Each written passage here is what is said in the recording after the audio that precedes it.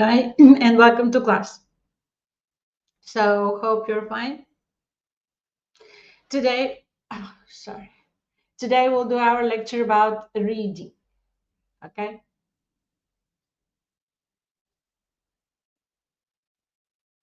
How are you doing? Are you tired?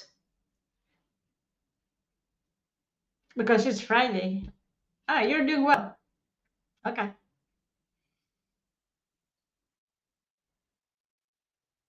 Ah, you're working now.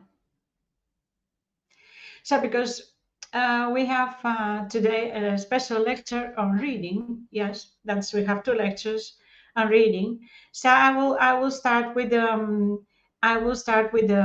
with a video. Okay. So I like it a lot because in this video, a teacher explains how she works with her students. Okay. Oh, how she helps them. She also talks about scaffolding. So, how she helps them understand the text. You're welcome. Understand the text and focus from the very beginning, she says, on some aspects of the text that they wouldn't focus on without this kind of initial scaffolding. So this video is about uh, scaffolding and reading aloud. So let's see how what her ideas are. Okay, and then so let me know what you think about this. So first, are your students sitting on the floor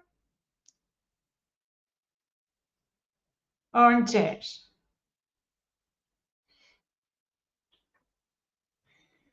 So how do you find this idea?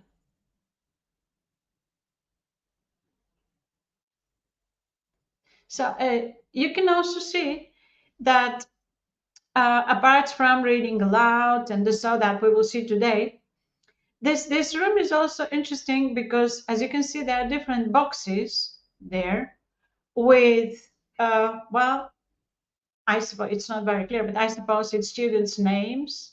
So they have their things there, their papers, and everything they have to.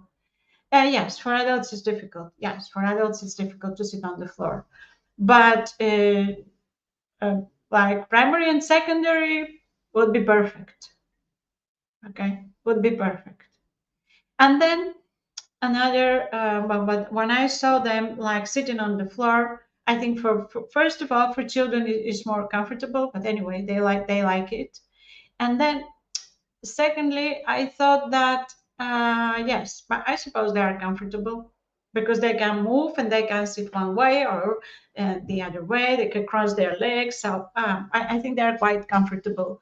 um, in fact in fact teenagers, uh, like to sit on the floor. So when not on the chair, when they want to feel comfortable. But anyway, I was thinking about writing. So they can't do much writing when they are sitting on the floor. So it means that they are not doing much writing. They are doing speaking. Yes, it has to be clean, of course, but they have a kind of carpet. And then this carpet also has the kind of circles there. I suppose they have to sit in a circle each, but they aren't. So I think like it's I like the idea. Okay, I like the idea. So and then of course it's a small group. So let's see, I can count four, uh, four, and then eight, and then like 14 students. So it's a small group. Okay. But I think it's a good idea because if they sit on the floor like on this carpet, then you can tell them to sit in a circle or in a horseshoe, and then it's very difficult. You're welcome, Margarita. So it's very difficult there for students not to pay attention. because if they sit like in a circle or in a horseshoe on the floor and you sit there in the middle, okay, yes, they don't like chair. I don't like chairs. I get tired, you know. I get tired to like I'm sitting on a chair right now, but I get like tired like sitting on a chair. I have to get up and move a little and like sit in a different way because like I get tired. It's not a good idea for for like I don't know our back or so. But then it's this kind of seating arrangement is also good for classroom management for the discipline. Because if you have students like sitting on the floor and sitting like you're sitting here and they're sitting like in a circle or horseshoe, then it's very difficult for them first to talk to each other, make noise, okay, necessary noise. Because if they do something that's different from what they have to do at that moment, then everyone else will see them because if they sit like this, then the others will see them. If they sit in rows, then it's more difficult to to manage for the teacher. And then, of course, you can see each and every student. You can see them because they are sitting quite near there. So I think it's a good idea, not for adults, of course, but it's a good idea for young learners if you teach primary school. So I think it's fine. Okay, let's see now the video. John Henry swims better than anyone I know. He crawls like a catfish, blows bubbles like a swamp monster, but he doesn't swim in the town pool with me. Read Aloud is an opportunity for students to hear how reading should be done. Those moments where I stop and So the first thing is they see how reading should be done.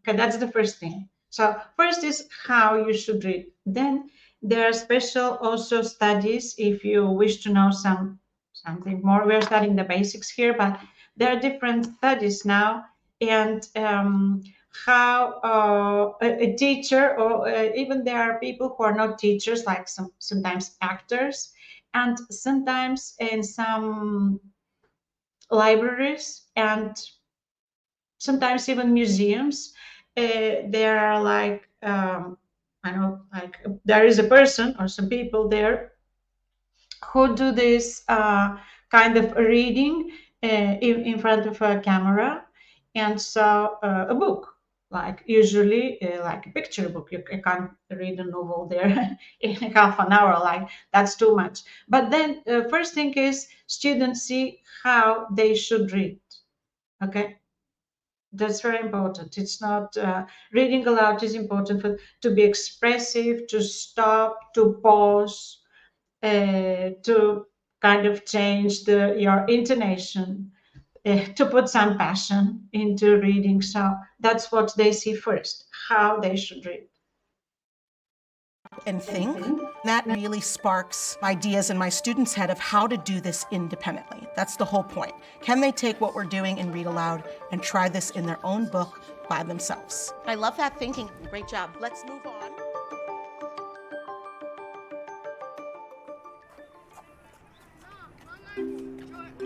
PS 249 is a very diverse. You can see that's a school in Brooklyn in New York. So quite an interesting experience. School. So every classroom has a variety of culturally relevant books.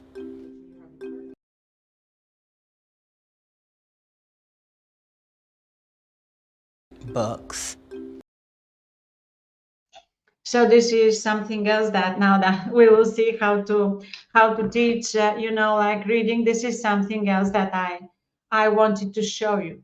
Yes. Yeah, teaching outside is a good idea in the garden, not in winter, but it's a outdoor teaching. That's it has become kind of it's a recent trend, and it became kind of fashionable during the pandemics, the COVID pandemics. because some teachers started and then it's like, oh, why not? So that's first thing. That's something I wanted to talk about today. So many things. I don't know if I have enough time. And that is the books you have. So do you have enough books in your class? You don't, because now we will see some ideas of how your students can read each one a different book, like reading for pleasure. So do you have books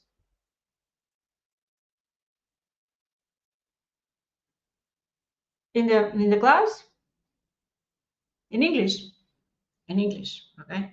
Because these are this like, ah, yes, you have books. Oh, well, that's great. That's a great idea. So happy to hear that. So if you don't, get some books. Okay, get some books. First of all, it's for you to work work with them, and then you do have books to share. Oh, that's quite advanced, Margarita. That's quite a good idea.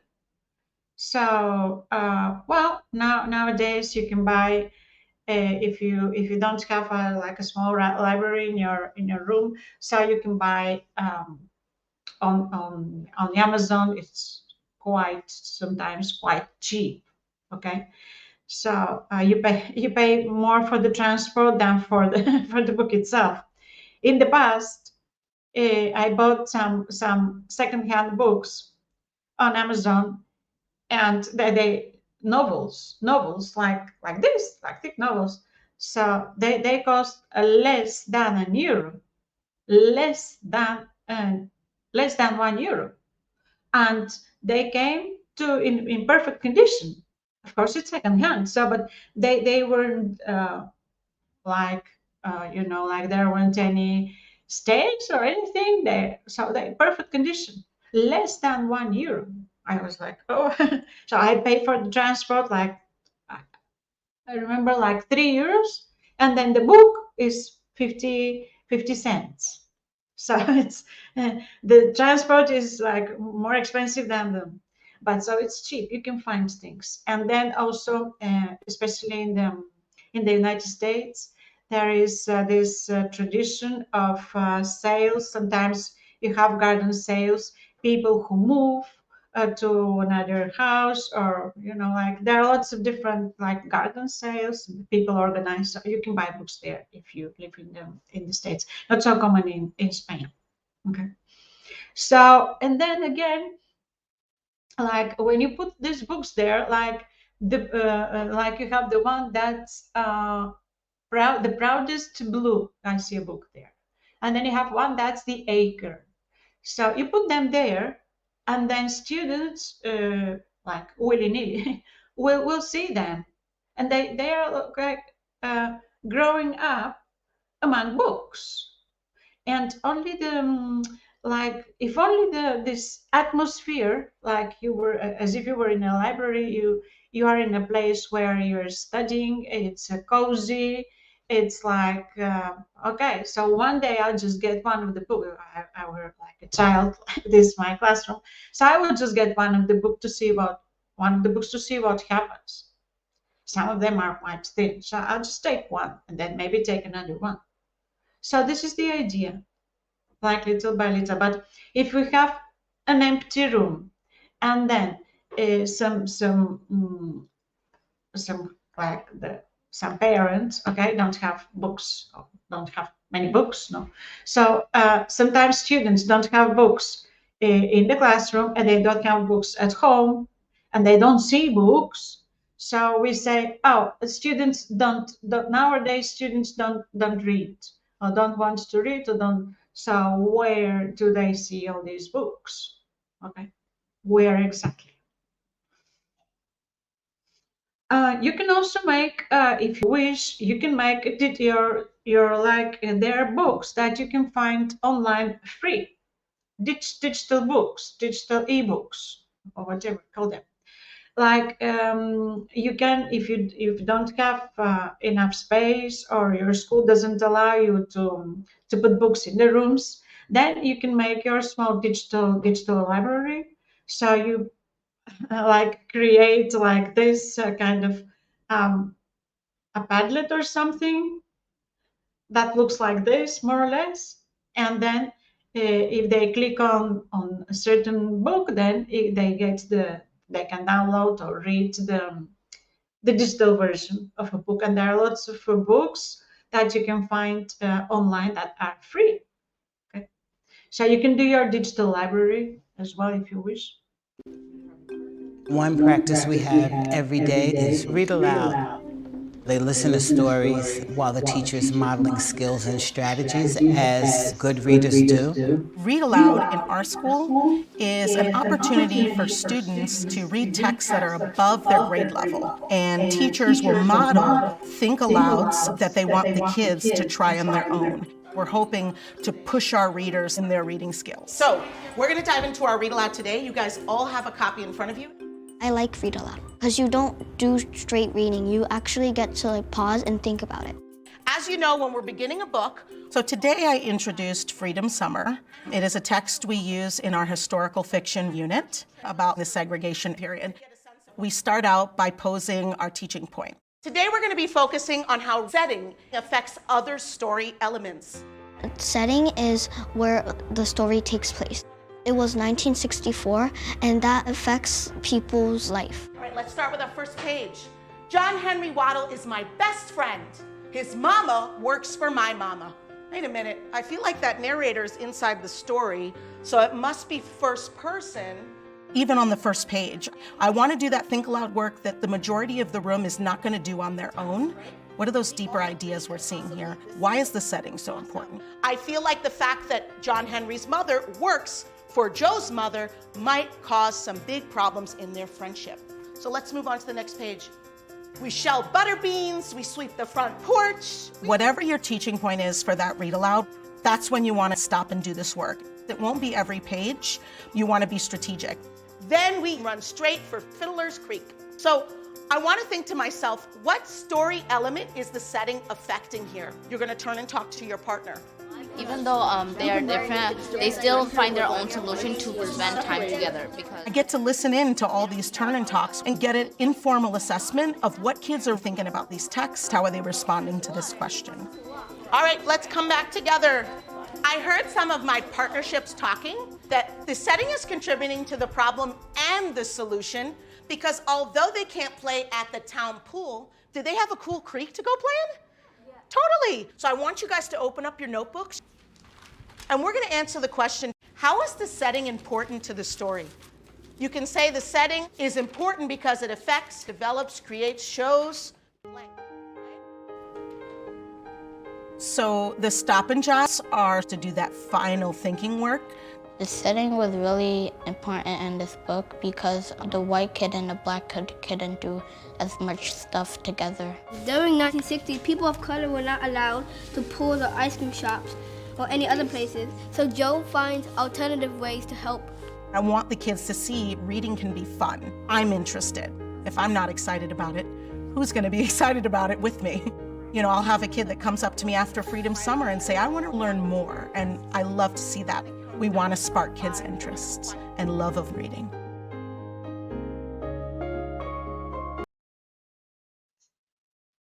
So, what is that you like about this approach?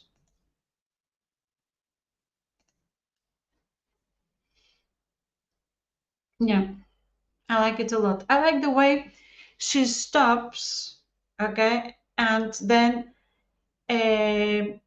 urges them to think. And then she stops and she says, she read just one sentence. So the mother of this boy works for the mother of his friend. So what's the problem there? It's just one sentence. So they start thinking, what might be the problem? What might be the problem there for their friendship? Okay, so they start thinking, okay, and writing one sentence. So that's what you can do. And then the atmosphere, as you can see at the end of of the video, we saw that I saw it on the left. Okay, there are some tables, and tables with chairs. So it seems that they have this small carpet next to the books, and it seems that they have like a space for reading. That is, they have these shelves with books and boxes, and then there is this carpet there. So they sit there and they do the reading there.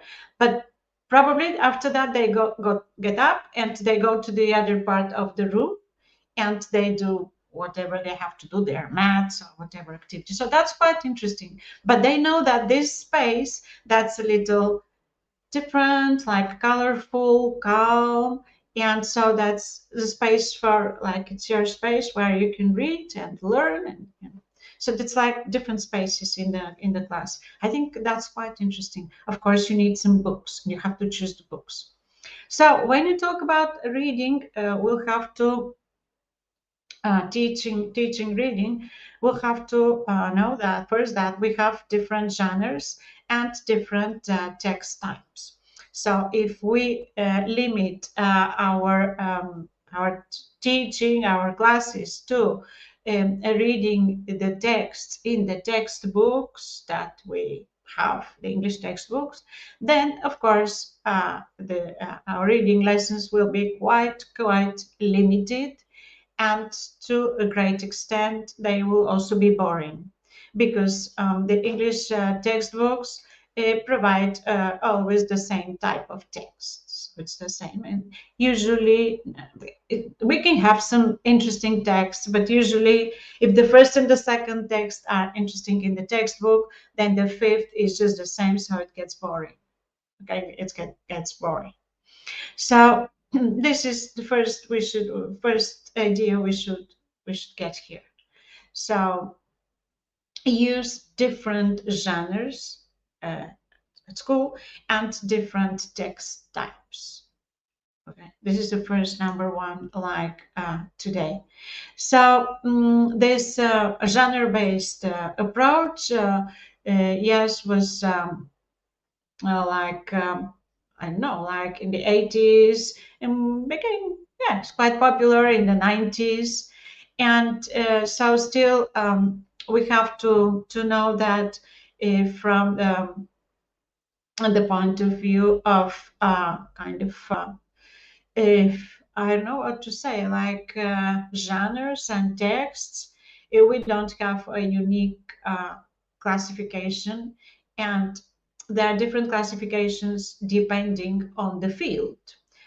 From the perspective of literary studies, there is one classification, okay, and one definition of genre. That's probably one of the most kind of greatest experts in this area, in the area of genre, types of genre, and so is Frau. So that's his definition of genre. And well, he's got a book, okay, on genre. It's slightly different in teaching English. It's a different approach. So the list of types of genres is not the same, because in literary studies, well, we distinguish between drama, poetry, we have their prose, depending on them. So it's this type of like distinction between one and the other. In teaching English, we focus to distinguish the one genre from another. We focus on the communicative purpose of the text, because we teach a foreign language for the purpose of communication. That's why genres focus here, teaching English, on the communicative purpose. So what's the communicative purpose of this text? So we have different, classification here. So of course, that's all these definitions are like from the 90s, when this approach became popular. Okay, So in teaching English as a foreign language, we also have to bear in mind the social, the cultural context, the intended audience. All these are parts or factors that affect communication. For instance, in literature, in literary studies, we do not classify genres according to the intended audience. In fact, when someone writes a novel, they I suppose, they are not thinking in their intended audience. So sometimes authors do when they write for young, like young, like readers or for children. Then you think, but no, in the intended audience, and then we have this division into literature for children, literature for, but if not, we don't like a writer who writes for adults, like novels. They don't focus on their intended audience. They focus on the text. They want to transmit an idea, but not. So basically we have to differentiate between two main genres. Like one of them is fiction and the other one is non-fiction. So these are the two main genres, like fiction and non-fiction. What fiction, of course, we have poetry, drama, novels, short stories, lots of subgenres. And non-fiction sometimes in some studies is divided into two. That is like articles, information leaflets, advertisement, and then literary non-fiction, like essays or travel writing. For instance, travel writing is like when you buy a guidebook, okay? For instance, if you wish to visit New York, you buy a guidebook, and then this is travel writing. So it's not strictly speaking like an information leaflet. So there is some fiction there, but it's not strictly speaking a novel. So because it gives you there some information about the restaurants and the so. So that's kind of literary non-fiction. Or when you write a biography, biography can be fiction, or literary non-fiction. Okay, so these are the main genres. And when we at school, when we teach English as a foreign language, we that's this classification for the language classroom focuses on the functional aspect. That's what's the function of this text. That's why sometimes in the textbooks, in English textbooks, we have write the description of something, or write instructions, and we have different examples. Yes, so we can divide the text as to their function,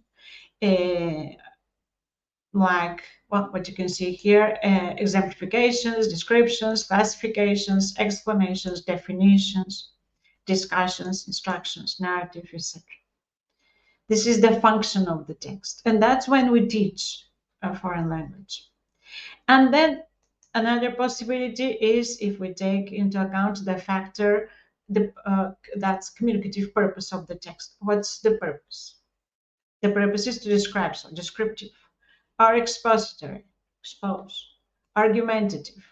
So there is this list, and these lists are not like unique and like everyone agrees on the list. No, well, they are different lists in different studies, but more or less these are the basics.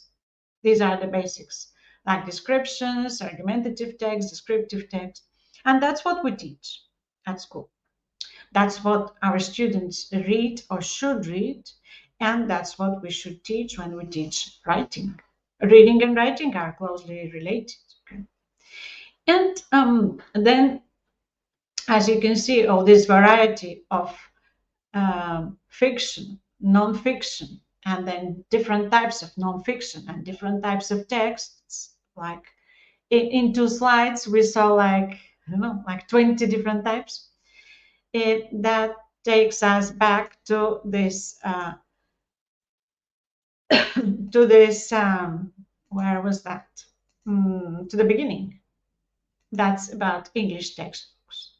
So English textbooks do not offer such a variety of texts. That's the variety that students should know, should work with, should read, and after that should be able to write. Okay, that's English. The English textbooks do not offer this variety. They do not. If we look at this, they do not offer. I don't know. Maybe advertisements, not many. Information leaflets, not many. Sometimes parts of newspaper articles, some textbooks, reviews. Some textbooks have a like book review or something. Letters, yes, but not diaries. Um, Sketches, no, I haven't seen any sketches. Travel writing, sometimes they have biographies, sometimes. But then, if we look at this, for example, I don't know, like a text that's a discussion or a text that's informative. The text that we have at the beginning of each unit are always the same. Like, this is interesting. Oh, this one of the actors died last week or this week. Did he die last week or this week? Do you know that one of them died? This week, yes. I'm like getting confused with the. Yes, yes. It's a pity because sometimes we see all these people who at first sight are so successful, and so we think that they like have everything you can wish for, and then like many of them have like problems, lots of different problems and mental issues, and so it's not so easy. Yes. uh, it looks easy at first sight, but it's quite hard. So this is an article like how to be a better friend. Okay.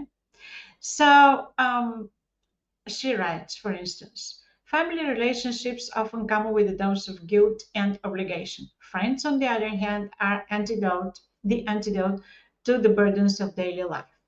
So this is interesting for adults, this article. We can start with this article, okay? And then talk a lot about family relationships versus friends. We have a lot there, a lot of topics, okay? But if you have, if your class is young learners, what will you do? What text will you choose, or what will you do? How to be a better friend, or how will you start your lesson if you have young learners? Because adults is easy. I taught adults in the past, and it was great fun, and it was easier than teaching, like young learners. Well, at least to me. So how will you start your lesson? How to be a better friend with young learners. What will you do?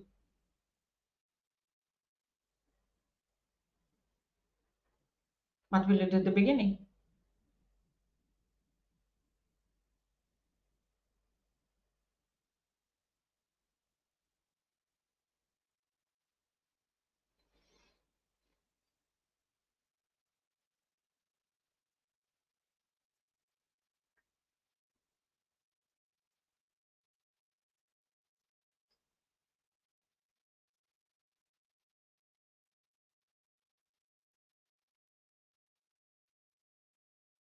But how do you engage them with the topic? Isabel, how do you engage them?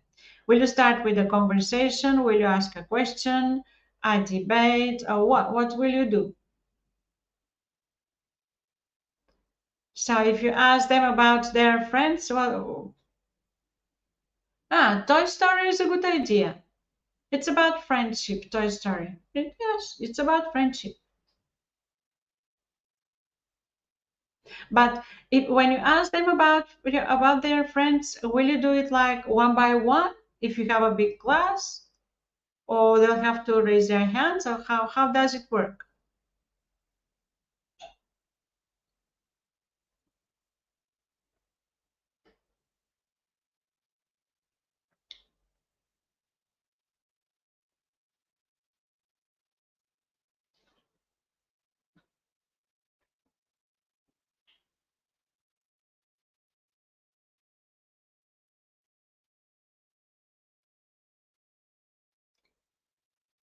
Padlet can be a good idea. A Padlet activity can be a good idea. You can use a Padlet. Or what Isabel says can be a good idea as well. You can use fictional characters, so they can identify with some of the characters without. So they will be sharing personal experiences without sharing personal experiences explicitly, without saying my best friend is, and they say the name. So they might, identify with some characters, like a short film. So, well, Toy Story is a good idea. What else? A film or something that you can use? A film or comics or cartoon? What can I use? This is the easiest topic. Okay, about friendship or how to be a better friend. What can you use?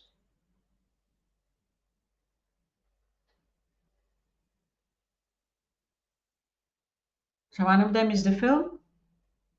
Peppa Pig is about friends. I didn't know it. I've only seen merchandising.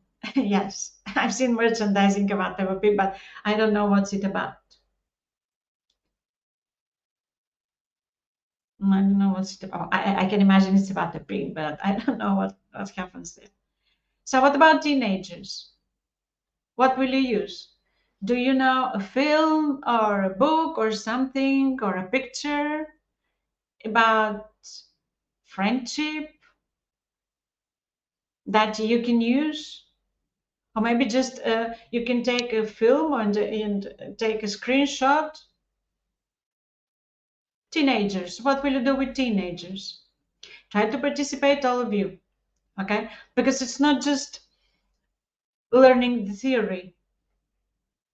We have to be more creative. Teenagers, which song is about friendship? For instance, which song?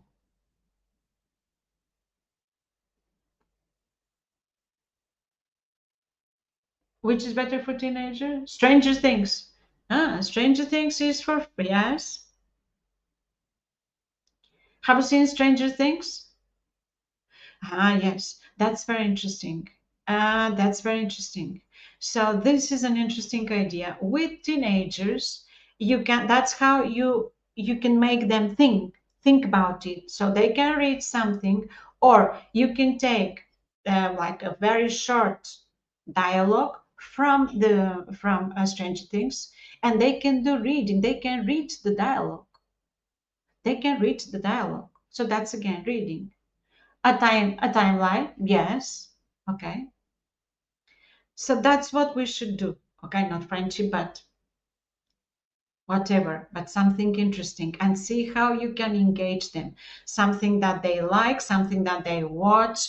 A film might be an image or a picture of famous people who were friends and weren't friends anymore. Okay, like there are lots of on the internet. That's okay.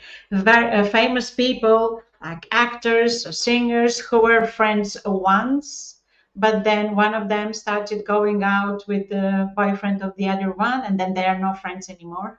Like these things. So you can you can take a picture and say what happened, why, what can happen to that can break your friendship.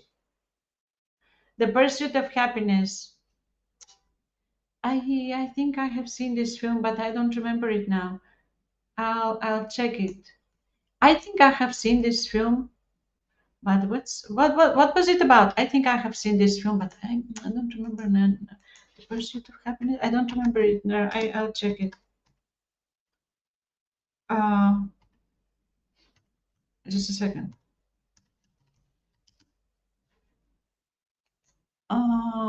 I think I have.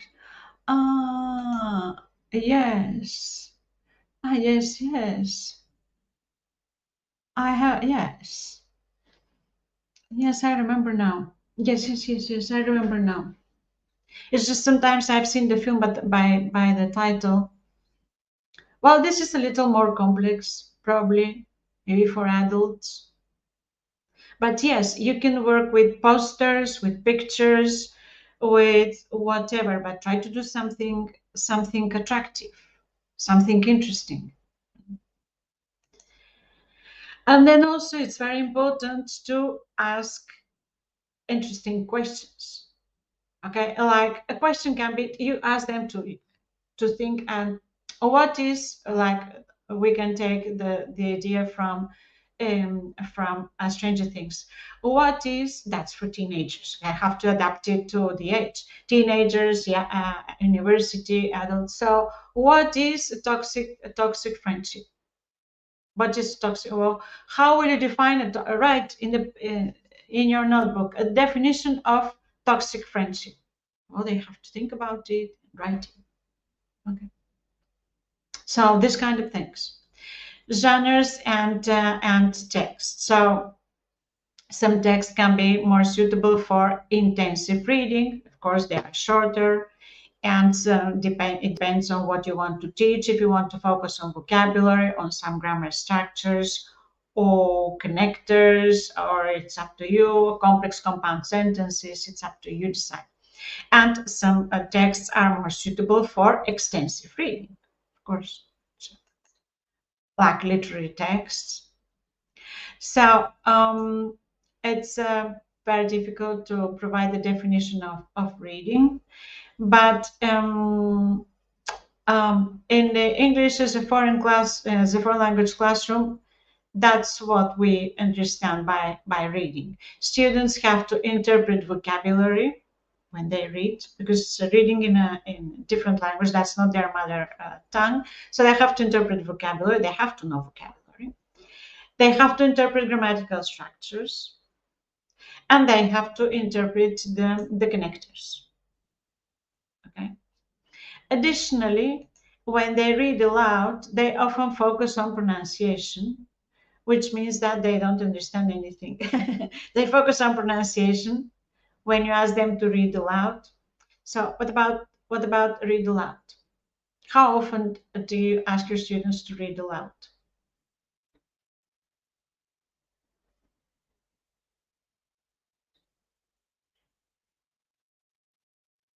Yes, that's true.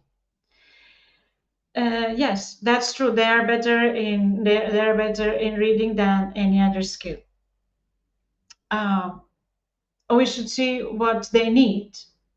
Okay, we are studying here the 4 skills, but then we should see what they need. If they need more listening, then we should do more listening.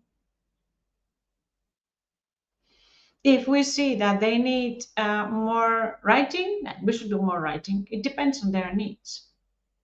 So reading aloud combines like pronunciation that helps listening and speaking, okay? Also critical thinking, and well, also comprehension.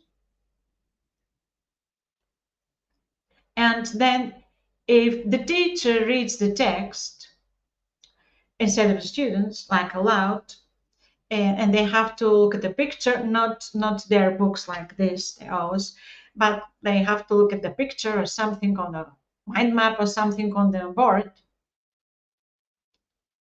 Yes. That's very important, Martha. That's the anxiety. And yes, there are lots of studies, but when we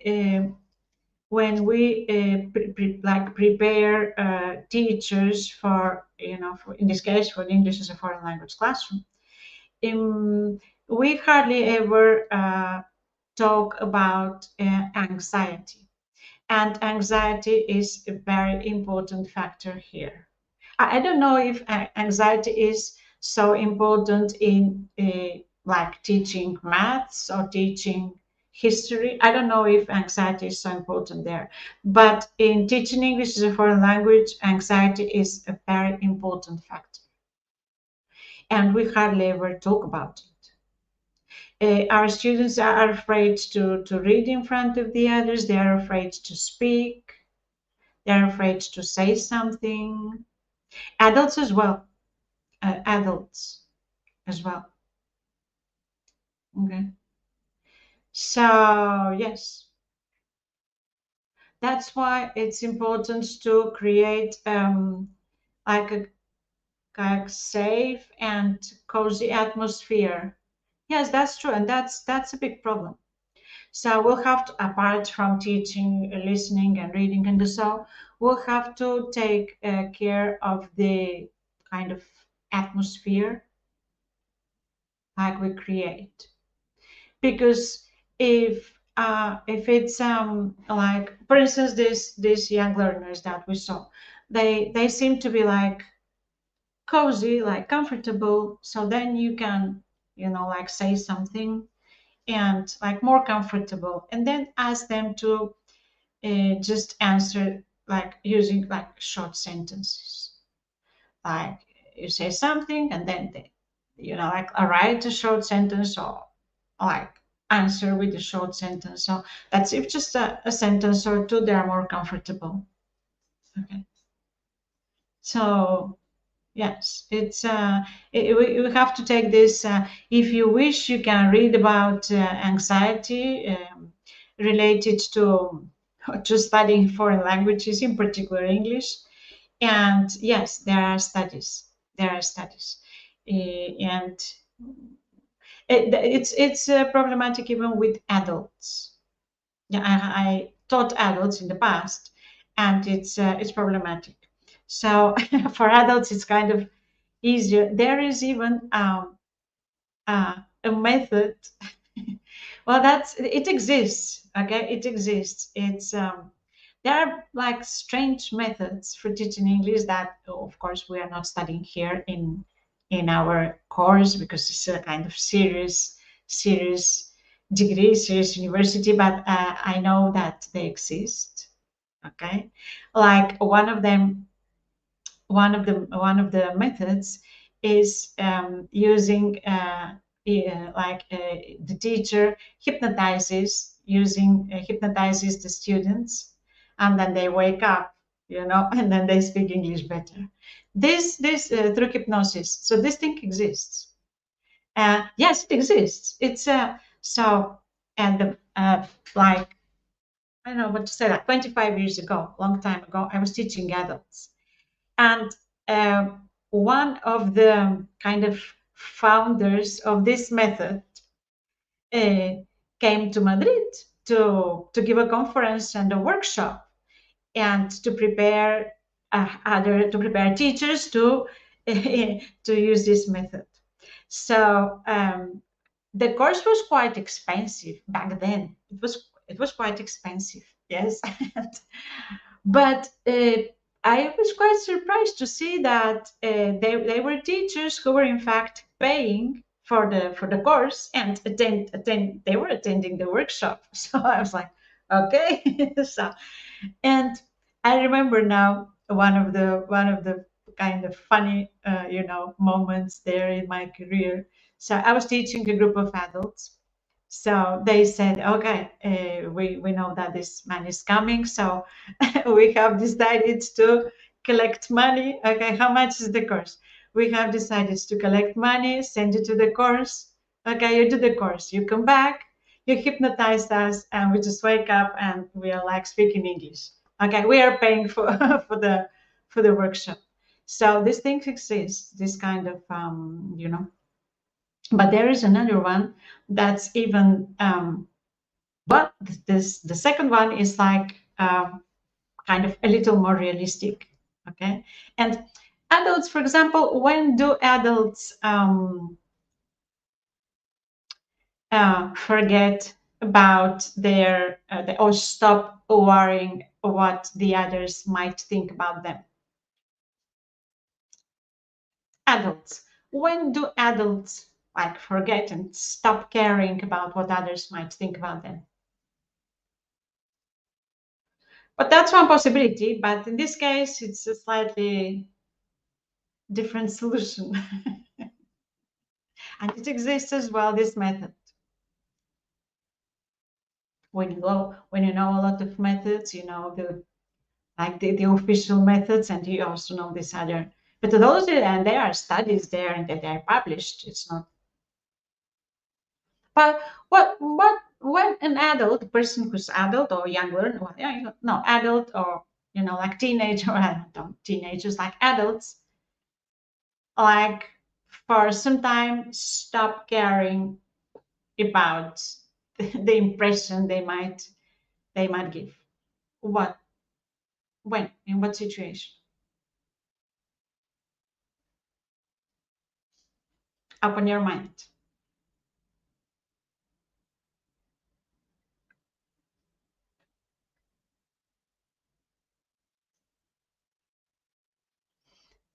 Yes.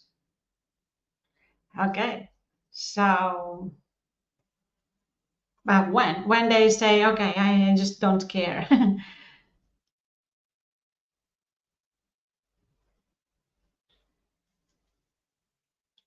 Well,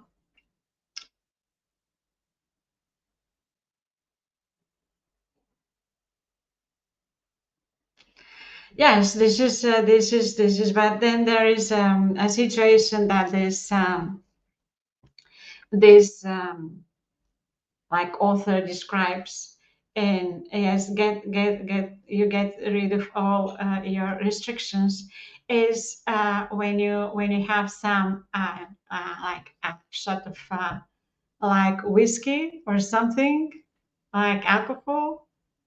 So then you can speak like any language, no restrictions. And if you speak several languages, then you can start a sentence in one language and then finish it in a different language. So for this kind of expert, he proposed like a little, okay, of whatever you wish there, vodka, whiskey, or cognac, whatever. So, and then you start speaking there in a small group, okay, without any eliminating any barriers that can be caused by anxiety or what impression I might give. You just start talking in English or whatever other language.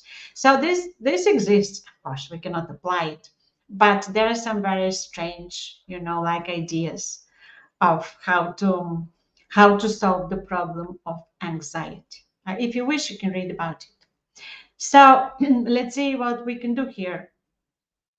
For instance, we can have a text now. It's coming like Christmas traditions, or we had Halloween like the other day. So traditions are suitable texts, okay? And then the purpose for reading.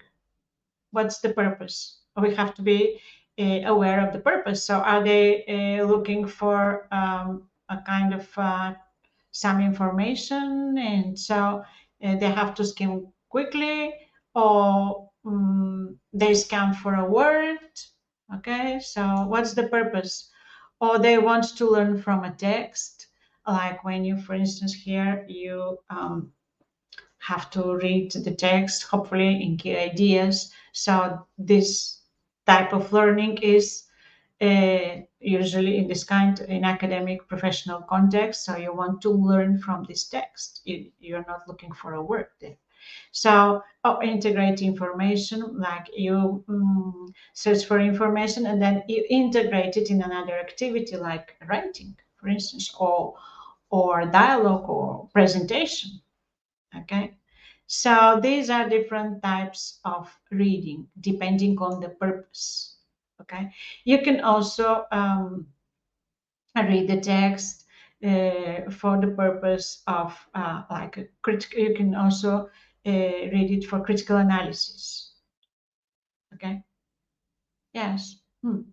Christmas is a great idea. It's always great fun to.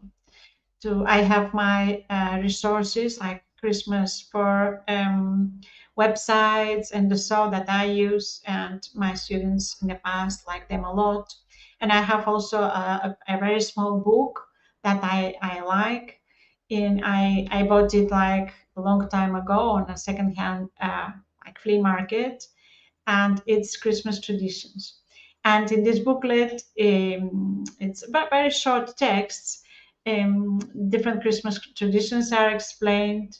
A picture is good, and it's you know what you know who are the gift givers in each country. Who is the gift giver in your country?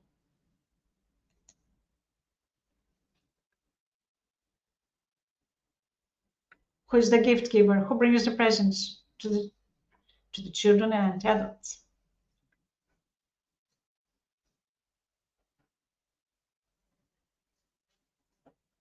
The three wise kings. Okay. Santa. Okay. Who else? Yes, in Spain, the three wise men.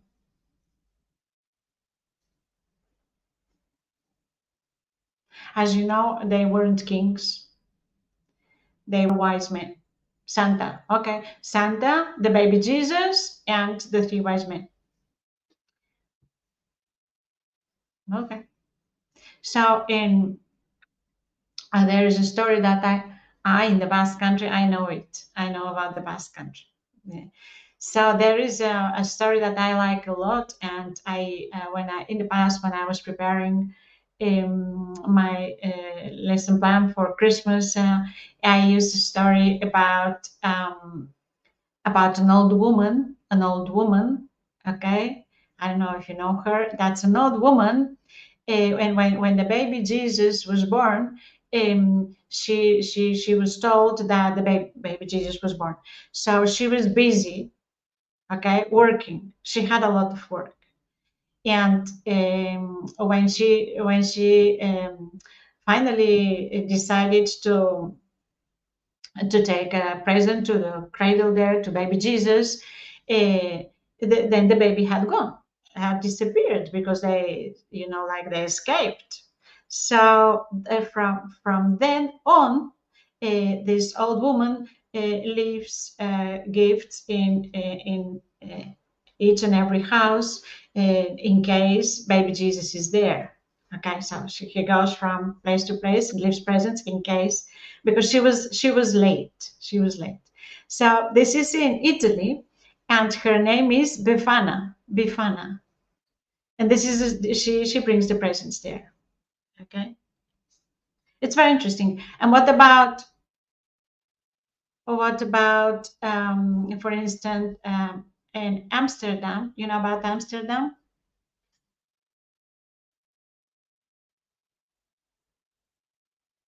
In Amsterdam, uh, Santa comes on a white horse. Oh gosh, because I'm not in Amsterdam. Okay, on a white horse. But where do you think he comes from?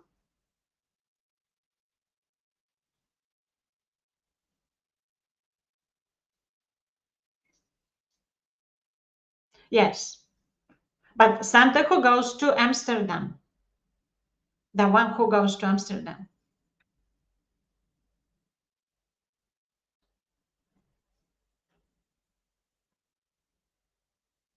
It's very interesting. Santa comes from Spain.